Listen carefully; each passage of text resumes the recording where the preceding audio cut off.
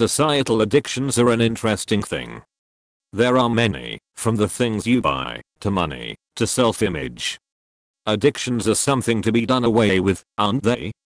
Money, a forced addiction, is interesting, as we could do away with it and function on true personal wealth, what we know and can do, bringing value back to the individual, rather than continually blending ourselves together until one day, there are no more I's or me's, there will only be us and we, with exception to those that hold all the money. Self-image and things we buy are also interesting, but they are interesting because they go hand in hand and are reliant on each other. By perpetuating stereotypes, humanity as a whole is slowly dwindling in individual diversity. I'm guessing you see the pattern here? The bottom line is that we are consuming the image fed to us as a whole and are quickly losing individuality, and at some point, our base freedoms will be removed as well. It is already happening worldwide. But because we eat the spoon-fed shit of the world and currently established governments and media outlets, we allow them to change us, rather than changing on our own, which is as it should be.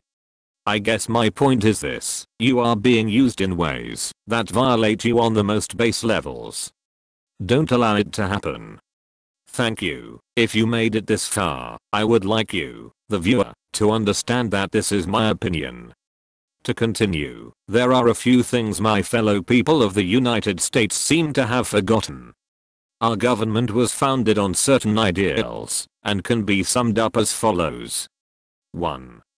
To form a more perfect union. While initially, the colonies weren't united, they soon came to realize that there is strength in solidarity, and as such formed an alliance with one another.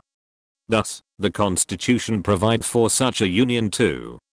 To establish justice, the most vital role in a successful democratic government is to ensure justice within the nation. Though the term justice is open to interpretation, the explanation most widely accepted is that the law must be fair, unbiased, and logical. While these standards are not always met within this nation, truthfully they are often ignored. The American people should strive for such ideals. 3.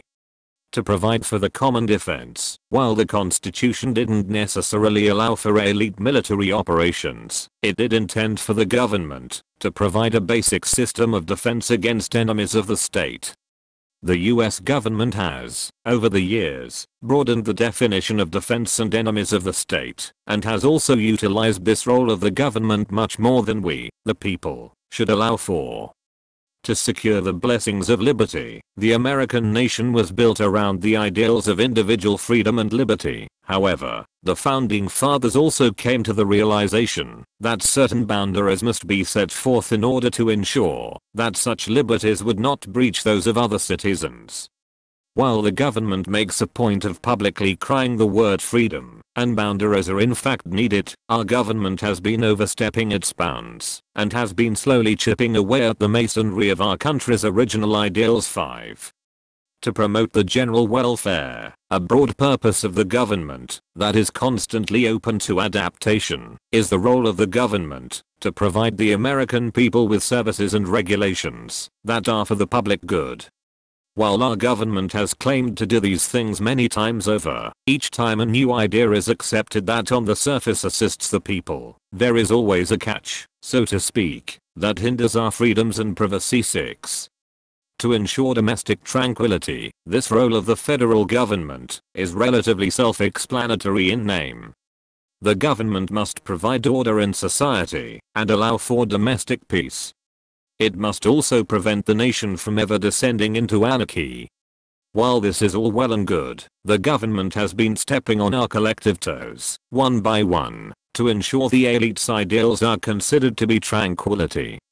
An example would be government, state and national, bowing before religious conservatives instead of ignoring their ignorant pleas and pushing progress. Our politicians have lied to us, many times, over the decades.